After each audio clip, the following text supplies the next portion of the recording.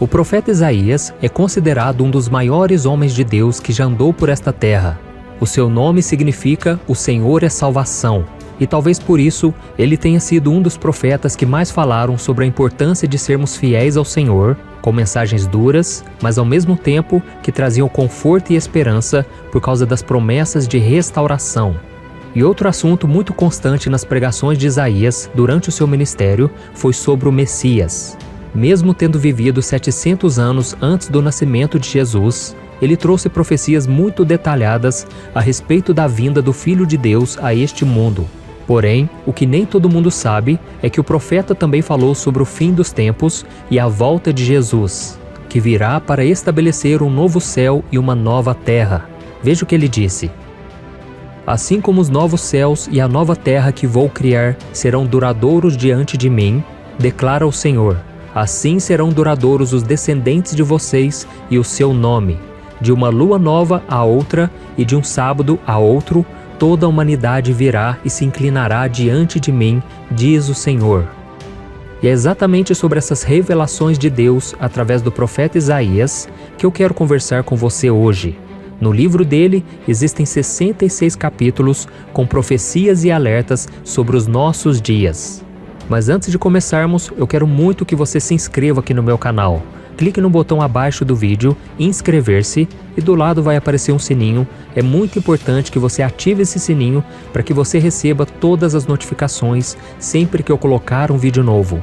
Todos os dias eu tenho colocado mensagens, orações, tudo para te fortalecer na caminhada com Deus. Então venha participar junto comigo, ok? Vamos lá. O primeiro alerta é de Isaías: os ímpios serão tomados pelas trevas. Vamos ler o que está escrito nos primeiros versículos do capítulo 60 de Isaías. "Levante-se, refulja, porque chegou a sua luz e a glória do Senhor raia sobre você.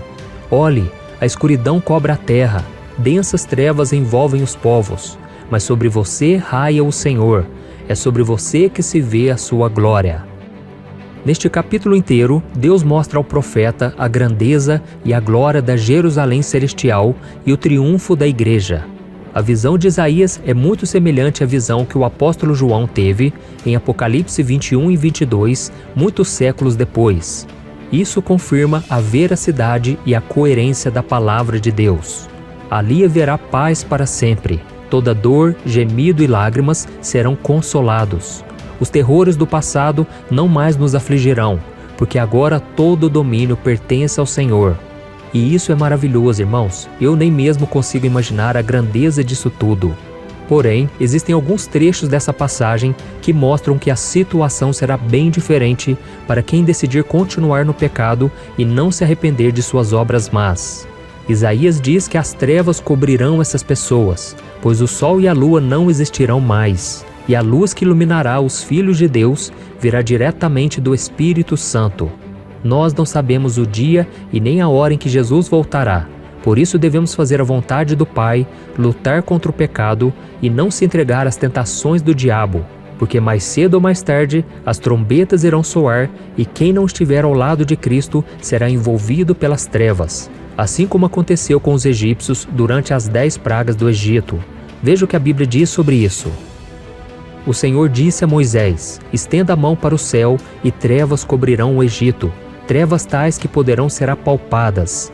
Moisés estendeu a mão para o céu e por 3 dias houve densas trevas em todo o Egito. Ninguém pôde ver nem sair do seu lugar durante 3 dias. Todavia, todos os israelitas tinham luz nos locais em que habitavam. Quando as trevas caíram sobre o Egito, ninguém conseguiu fazer nada durante 3 dias. Tudo parou. A escuridão tomou conta de todos os egípcios por causa da sua desobediência e teimosia. E será exatamente isso que acontecerá no fim dos tempos, de acordo com o profeta Isaías, só que com um agravante: as trevas durarão para sempre. Deus é e sempre será a luz daqueles que o amam, mas quem o rejeita viverá eternamente na escuridão. O segundo alerta: quem não discernir entre o certo e o errado pagará um alto preço. Agora nós vamos até o capítulo 5 do livro de Isaías, onde ele nos avisa que todos aqueles que não sabem diferenciar entre o bem e o mal e que se consideram sábios aos seus próprios olhos, não ficarão livres do juízo de Deus.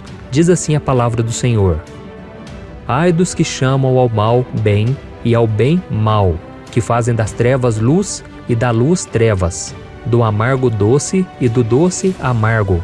Ai dos que são sábios aos seus próprios olhos e inteligentes em sua própria opinião. Muitas vezes, quando nós pensamos em batalha espiritual, logo imaginamos anjos lutando contra demônios, não é verdade? Mas na maioria das vezes, essas batalhas acontecem diante dos nossos olhos, quando surgem em nosso caminho escolhas certas e erradas, boas e más, e que vão nos fazer tomar decisões de vida ou de morte. Foi por isso que Jesus disse o seguinte: Entrem pela porta estreita, pois larga é a porta e amplo o caminho que leva à perdição, e são muitos os que entram por ela.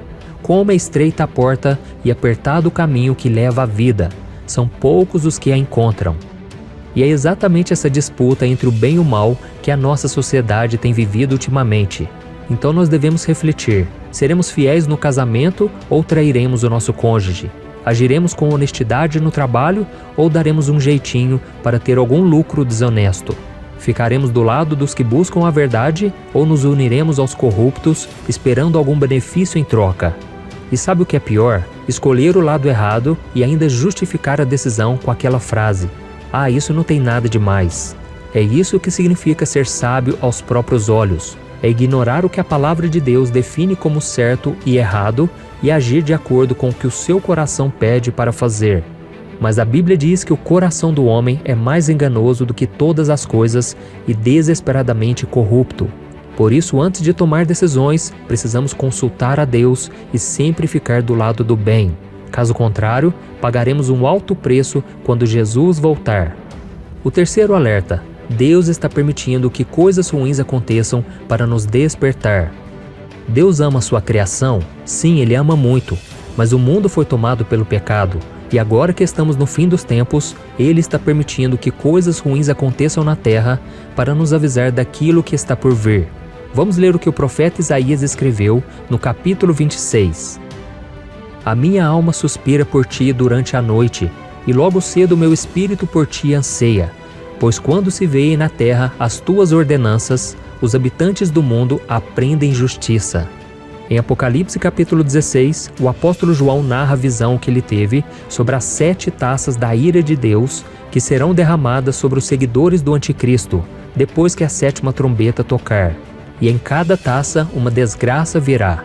A primeira causará feridas nos corpos das pessoas, a segunda matará todos os animais marinhos, a terceira transformará o mar em sangue, a quarta fará com que o calor do sol mate as pessoas, a quinta causará uma dor insuportável aos sobreviventes, a sexta simbolizará a morte do anticristo e a 7ª trará o maior terror de todos os ímpios, o juízo final que os mandará para a eternidade no inferno.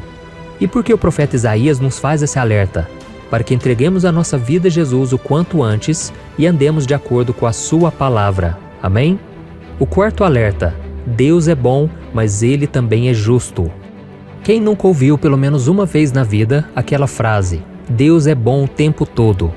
E isso é verdade. O Senhor é tão bom que deu a vida do próprio Filho para que pudéssemos ser libertos do pecado e nos reconciliássemos com Ele através do sangue de Cristo.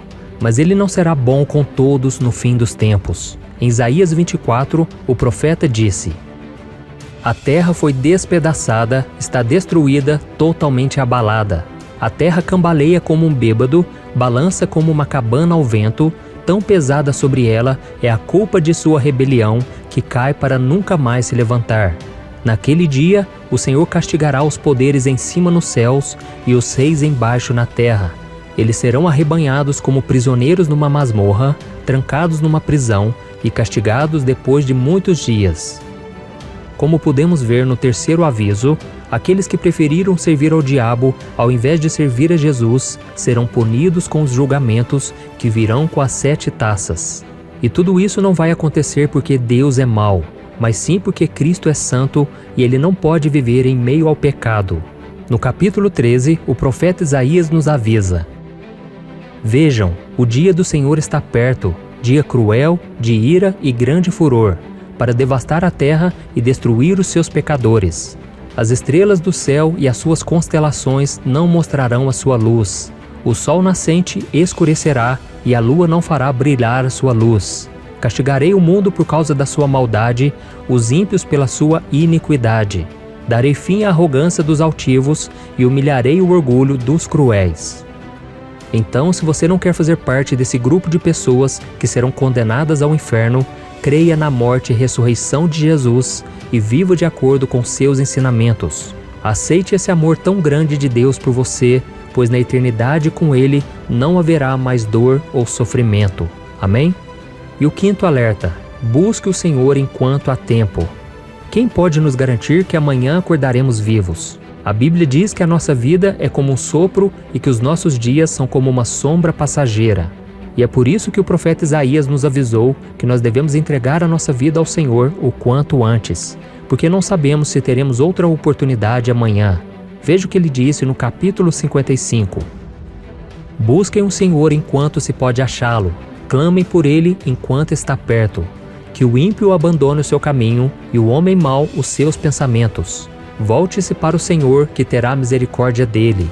Volte-se para o nosso Deus, pois ele perdoará de bom grado. Não importam os erros que você cometeu no passado. Deus não está preocupado como você conduziu a sua vida até hoje. O que Ele quer é que você se arrependa dos seus pecados e entregue a sua vida para Ele agora mesmo. E para isso você precisa dar 3 passos importantes que eu vou te mostrar agora. O primeiro passo: confesse os seus pecados a Deus. A Bíblia diz: se confessarmos os nossos pecados, Ele é fiel e justo para perdoar os nossos pecados e nos purificar de toda injustiça. Como nós podemos ver, o perdão de Deus é uma promessa para todos nós, mas a decisão tem que partir de cada um de nós. Então, meu irmão, confesse os seus pecados ao Senhor e creia que você já foi perdoado. O segundo passo: escolha andar na luz. Na Bíblia está escrito: Deus é luz, nele não há treva alguma. Se afirmarmos que temos comunhão com Ele, mas andamos nas trevas, mentimos e não praticamos a verdade. Se andamos na luz como Ele está na luz, temos comunhão uns com os outros e o sangue de Jesus, seu Filho, nos purifica de todo pecado. Andar na luz significa abandonar a vida de pecado e deixar que Jesus transforme a sua mente e coração. Quando nós fazemos isso, nós damos liberdade para que Ele nos transforme diariamente e assim encontramos forças para vencer o pecado. E o terceiro passo: não fique se culpando. Se você confessou seus pecados a Cristo, Ele já te perdoou e agora você não deve ficar se culpando mais. O inimigo vai fazer de tudo para te acusar ao dizer que você é muito pecador e que Deus não pode te perdoar. Por isso, ainda que você se sinta sujo e não merecedor das bênçãos do Senhor, tome posse do perdão pela fé. Amém? Então, irmãos, nós devemos entender que Jesus está prestes a voltar. E o profeta Isaías foi usado pelo Senhor para nos dar avisos importantes a respeito do que fazer e o que não fazer nos dias de hoje. Cristo pagou um alto preço pelas nossas vidas e não podemos desperdiçar essa oportunidade de sermos salvos. Como nós vimos, os últimos dias serão terríveis e você não precisa sofrer junto com os ímpios. Mas para isso você tem que atender ao chamado que Deus está te fazendo hoje. Amém? Eu sou o pastor Antônio Júnior. Se você gostou dessa mensagem, eu peço que você compartilhe nos grupos de WhatsApp, no Facebook. Vamos espalhar a mensagem do Evangelho. E me siga aqui, porque todos os dias eu vou te ajudar na caminhada com Deus. Eu te espero no próximo vídeo. Que Deus te abençoe.